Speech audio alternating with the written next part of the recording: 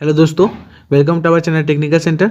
आज हम एक बहुत बड़ी अपडेट लेके आए हैं। ये update West Bengal municipal service commission की तरफ से निकल कर आ रही है। तो चलिए हम लोग देखते हैं कि इसमें क्या अपडेट है और ये जो अपडेट है ये किन बच्चों के लिए बेनिफिशियल होगा, सारी बातें हम इसमें करेंगे।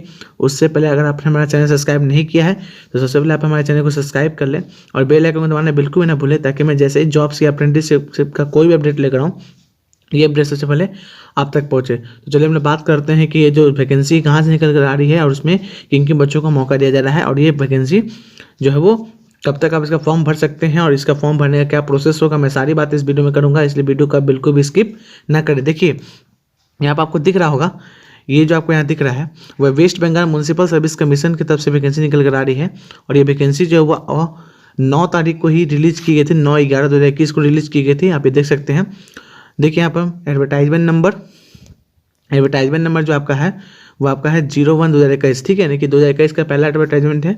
इसके अंदर आपको क्या दिया जा रहा है, पोस्ट अंडर है ना बिरसिंघा डेवलपमेंट अथॉरिटी है ना, under the West Bengal municipal service commission, ठीक है।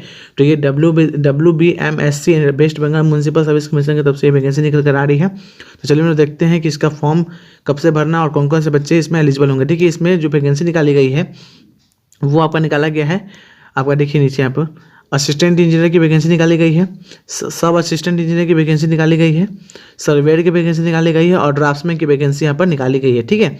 चलिए मैं बात कर लेता हूँ, यहाँ आप ध्यान से देखिए। यहाँ देखिए पहला जो वैकेंसी आपको निकल के आ रही है वो आपकी आ रही है सब असिस्टेंट इंजीनियर की वैकेंसी आ रही है सिविल, ठीक है। इसकी एक वैकेंसी है, ठीक है, जनरल कैटेगरी से, ठीक। और इसका जो एज लिमिट है वो आपका 18 से 36 साल रखा गया है और इसका जो एज है वो 1/1/2021 तक इसका एज काउंट किया जाएगा, ठीक है। इसका अगर मैं क्वालिफिकेशन की बात करूँ तो इसका क्वालिफिकेशन जो है वो है, देखिए आप यहाँ पर bachelor degree in civil engineering from a recognised university और इंस्टीट्यूट एफिलेटेड टू AICTE, ठीक है, यानी कि आप किसी भी रिकॉग्नाइज्ड इंस्टीट्यूट से आपका बीटेक होना चाहिए सिविल इंजीनियरिंग में, तो आप इस फॉर्म को भरने के लिए एलिजिबल हो सकते हैं असिस्टेंट इंजीनियर के लिए, ठीक है। चलिए यहाँ मैं दूसरे पे अगर वैकेंसी की बात करूँ, नीचे आप यहाँ देखिए दूसरा वैकेंसी है सब असिस्टेंट इंजीनियर के, ठीक है, सब असिस्टेंट इंजीनियर सिविल, ठीक है। इसकी भी एक पोस्ट है और वो UR यानी जनरल से ये पोस्ट रखी गई है, ठीक है। अगर मैं बात करूं तो ये इसका जो एज है वो भी 18 से 36 साल रखा गया है, ठीक है। इसके लिए आपका जो क्वालिफिकेशन मांगा गया वो मांगा गया diploma in civil engineering from a recognised institute by AICTE, ठीक है। यानी कि आप अगर सिविल इंजीनियरिंग में आपने डिप्लोमा किया है तो आप सब असिस्टेंट इंजीनियर के लिए इस पोस्ट को अप्लाई कर सकते हैं, ठीक है। चलिए आगे मैं देख लेता हूँ इसका जो थर्ड पोस्ट यहाँ पर देखिए, दूसरा पोस्ट आप यहाँ पर देख सकते हैं। तीसरा पोस्ट जो है वो सर्वेयर के लिए निकाला गया है। ध्यान से देखिए, सर्वेयर के लिए यहाँ पे पोस्ट निकाला गया है, एक वैकेंसी है, ठीक है, एक पोस्ट इसके लिए भी निकाला गया है, जनरल से है, ठीक है। और इसका जो एज लिमिट रखा गया वो 18 से 39 यानी कि 39 साल तक रखा गया, ठीक है। इसके लिए अगर आपने किसी भी रिकॉग्नाइज्ड इंस्टीट्यूट से सर्वेइंग में सर्टिफिकेट कोर्स किया, यानी कि आपने सर्वेयर ट्रेड से अगर ITI किया है तब भी आप इसको भर सकते हैं, या तो आपने सिविल इंजीनियरिंग में डिप्लोमा किया है तब भी आप इस फॉर्म को भर सकते हैं, ठीक है। यानी कि आप जो भी सर्वेयर से अपने अगर कोई सर्टिफिकेट आपने सर्वेयर का लिया है किसी भी रिकॉग्नाइज्ड इंस्टीट्यूट से तब भी आप भर सकते हैं सर्वेयर पोस्ट के लिए, या तो आपने अगर सिविल इंजीनियरिंग में डिप्लोमा किया है तब भी आप इस फॉर्म को भर सकते हैं, ठीक है। चलिए नेक्स्ट पोस्ट की मैं बात करूँ तो अब यहाँ देखिए ड्राफ्ट्समैन की पोस्ट निकाली गई है, इसका भी एक पोस्ट इसमें निकाला गया है, ठीक है। इसका भी इसमें एक पोस्ट निकाला गया है। आप यहाँ देखिए जनरल से एक पोस्ट है, इसका भी एज लिमिट जो 18 से 39 तक रखा गया, ठीक है। अगर मैं बात करूँ तो इसमें आपका डिप्लोमा इन आर्किटेक्चर होना चाहिए, ठीक है, यानी अगर आपने आर्किटेक्चर में डिप्लोमा किया है तो आप इस फॉर्म को भर सकते हैं, या तो आपने ITI सिविल ड्राफ्ट्समैनशिप यानी कि अगर आपने ड्राफ्ट्समैन सिविल से ITI किया है तब भी आप इस फॉर्म को भरने के लिए एलिजिबल हो सकते हैं, ठीक है। तो अगर आप ड्राफ्ट्समैन के लिए भरना चाहते हैं तो या तो आपका डिप्लोमा होना चाहिए आर्किटेक्चर में, सिविल इंजीनियरिंग में नहीं आर्किटेक्चर में, इस बात को ध्यान रखिएगा, या तो आपका ITI होना चाहिए सिविल ड्राफ्ट्समैन में, ठीक है, ड्राफ्ट्समैन सिविल में आपका ITI होना चाहिए, तब आप इस फॉर्म को भरने के लिए एलिजिबल होंगे। और ड्राफ्ट्समैन के लिए जो एज लिमिट रखा गया वो 18 से लेकर 39 साल रखा गया है, ठीक है। तो ये 4 जो पोस्टें हैं वो टेक्निकल बैकग्राउंड से रिलेटेड पोस्टें मैंने चारों बता दिया है, असिस्टेंट इंजीनियर, सब असिस्टेंट इंजीनियर, सर्वेयर और ड्राफ्ट्समैन, ठीक है। चलिए अब हम बात कर लेते हैं कि इसका फॉर्म कब से कब तक भराएगा। तो देखिए इसका फॉर्म जो है वो 11/1/2021 से ही स्टार्ट हो चुका है, यानी कि 11 जनवरी 2021 से स्टार्ट हो चुका है, यानी इसका फॉर्म जो वो कल से स्टार्ट हो चुका है। और इसके फॉर्म भरने का जो लास्ट डेट है मैं आपको दिखा देता हूँ। अब देखिए यहाँ पर इसके फॉर्म भरने का जो लास्ट डेट है, ठीक है, इसके फॉर्म भरने का लास्ट डेट रखा गया है 10/2/2021, ठीक है।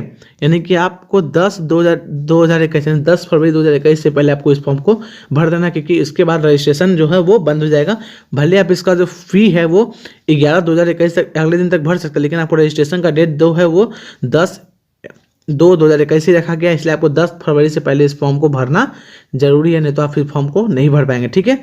चलिए आगे मैं बात कर लेता हूँ। देखिए अगर मैं आगे बात करूँ यहाँ पे, देखिए अगर मैं इसके एप्लीकेशन फ़ी की बात करूँ, ठीक है, तो देखिए अगर आप जनरल और ओबीसी कैंडिडेट है, ठीक है, ध्यान रखिएगा चूंकि ये वेस्ट बंगाल का ये फॉर्म है, तो इसमें जो अदर स्टेट के बच्चे अगर अप्लाई करते हैं तो उनको यूआर से फॉर्म अप्लाई करना पड़ेगा, ठीक है। वैसे भी इसमें ओबीसी की सीट है नहीं, सिर्फ जनरल कैटेगरी की ही सीट है, ठीक है।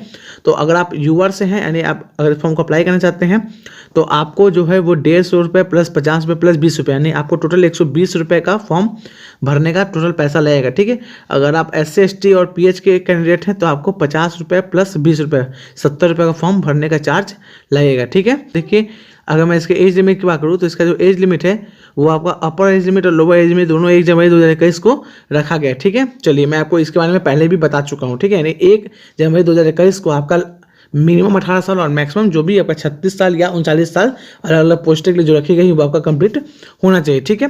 चलिए अब इसका फॉर्म कैसे अप्लाई कर सकते हैं, तो इसका फॉर्म अप्लाई आप कर सकते हैं www.mscwb.org पर के वेबसाइट पर जाकर आप इसका फॉर्म अप्लाई कर सकते हैं। मैं इसका जो लिंक है अप्लाई करने का जो लिंक है और जो इसका PDF का लिंक है मैं अपने डिस्क्रिप्शन बॉक्स में दे दूंगा। आप हमारे टेलीग्राम चैनल को भी ज्वाइन कर लें, मैं टेलीग्राम चैनल पर इसके PDF को अपलोड कर दूंगा, वहां से जाकर इसको डाउनलोड करके अच्छे से अब इसको पढ़ सकते हैं, ठीक है। टेलीग्राम चैनल का लिंक हमारे डिस्क्रिप्शन बॉक्स में अवेलेबल है, वहाँ से जाकर हमारे टेलीग्राम चैनल को ज्वाइन कर लें। मैं वहाँ पर सिविल इंजीनियरिंग से रिलेटेड बहुत सारे मैंने जो क्लासेस मिली हैं आप हमारे चैनल पर जाकर उसको भी देख सकते हैं, या आप टेलीग्राम पर मैं जो भी स्टडी मटेरियल पोस्ट करता हूँ आप वहाँ से टेलीग्राम चैनल को ज्वाइन करके वहाँ से आसानी से डाउनलोड कर सकते हैं, ठीक है। चलिए अब मैं आगे बात कर लेता हूँ। देखिए इसका अगर मैं बात करूँ तो इसका जो एग्ज़ाम होगा, ठीक है, देखिए इसका जो एग्ज़ाम होगा अगर मैं बात करूँ तो इन्होंने लिखा है the method of recruitment and syllabus will be notified later on in our website, ठीक है।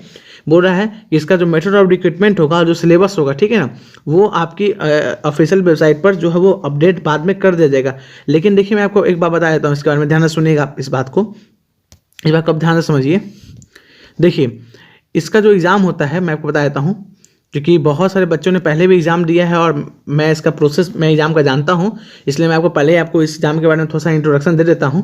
वैसे जब इसका नोटिफिकेशन आएगा पूरा फुल फाइनल तो आप उसमें आसानी से उसको पढ़ सकते हैं कि एग्जामिनेशन रिक्रूटमेंट क्या होगा, सिलेबस क्या होगा।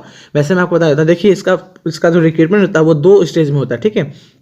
2 स्टेज में इसका रिक्रूटमेंट किया जाता है। पहला इसका रिटन एग्जाम होता है, दूसरा इसका इंटरव्यू होता है, ठीक है। रिटन एग्जाम में जहाँ तक अभी तक इसके एग्जाम में जितने भी अभी तक इस वेस्ट बंगाल के एग्जाम में जो भी हुई हैं West Bengal municipal service commission की, उसमें 100 क्वेश्चन पूछे जाते हैं, ठीक है। 100 क्वेश्चन 200 मार्क के लिए पूछे जाते हैं, ठीक है। 200 मार्क के लिए 100 क्वेश्चन पूछे जाते हैं, एक क्वेश्चन 2 मार्क्स का होता है, ठीक है।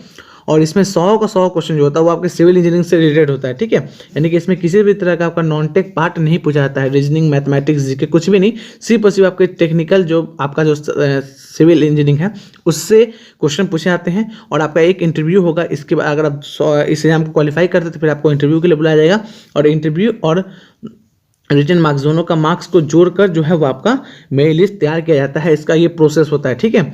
वैसे जब ये लोग अपना बाद में सिलेबस और रिक्रूटमेंट प्रोसेस नोटिफाई करेंगे तो फिर इस और बातें क्लियर हो जाएगी, लेकिन इसका प्रोसेस अभी तक तो यही चलते आ रहा है जो मैंने आपको बता दिया है, ठीक है। आप लोग अपनी प्रिपरेशन स्टार्ट कर सकते हैं, ठीक है। वैसे भी देखिए यहाँ पर इन्होंने एक जगह मेंशन भी किया था, मैं आपको दिखा देता हूँ। देखिए आप यहाँ पर देखिए यहाँ पर इन्होंने लिखा है, देखिए West Bengal municipal service commission within 7 days preceding the date of personal test और इंटरव्यू, ठीक है। तो उन्होंने लिखा है कि पर्सनल टेस्ट और इंटरव्यू होगा, यानी कि पर्सनल टेस्ट और इंटरव्यू, यानी कि इंटरव्यू तो लिया जाएगा, साथ में आपको रिटन टेस्ट जो होगा उसका प्रोसेस मैंने आपको बता दिया है, ठीक है। लेकिन आप लोग अपनी प्रिपरेशन स्टार्ट करें, जैसा मैंने बताया है बिल्कुल एग्जाम वैसा ही होगा, आप निश्चिंत रहें। इसमें किसी भी तरह का नॉन टेक नहीं पूछा जाएगा, सिर्फ और सिर्फ आपसे 100 नंबर का टेक्निकल क्वेश्चन ही पूछा जाएगा, ठीक है। चलिए मैं नेक्स्ट वीडियो में ये आपको बताऊंगा कि इसका जो सिलेक्शन प्रोसेस है वो तो मैंने आपको बता दिया है, लेकिन मैं इसका ये बताऊंगा कि इसमें क्वेश्चन किस तरह के आते हैं इस एग्जाम में, और साथ ही साथ मैं आपको प्रीवियस ईयर के कुछ क्वेश्चन भी इसका ला कर आपको दिखाऊंगा। मैं सारी बातें नेक्स्ट वीडियो में बताऊंगा कि इसका एग्जामिनेशन में किस तरह के क्वेश्चन आते हैं, किस सब्जेक्ट से ज़्यादा क्वेश्चन आते हैं, किस सब्जेक्ट से कम क्वेश्चन आते हैं, सब्जेक्ट में भी अगर किस टॉपिक को पढ़ना है, किस टॉपिक को छोड़ना है, क्योंकि आपके पास समय बहुत कम है और आपको प्रिपरेशन तो आपके पास सब्जेक्ट काफ़ी ज़्यादा है। ठीक है, तो मैं आपको सारी बातें बताऊंगा, क्वेश्चन का लेवल क्या रहता है मैं एक एक बातें आने वाले वीडियो में करूंगा। तब तक आप हमारे वीडियो को ज़्यादा बच्चों में शेयर कर दें, ताकि जिन बच्चों को भी अपडेट नहीं मिल पाए उनको भी अपडेट मिल सके। अगर आपको हमारा आज का वीडियो पसंद आता है तो हमारे वीडियो को लाइक करें, और कमेंट बॉक्स में अगर कोई भी डाउट आता है तो उसको मेंशन जरूर करें। Thank you.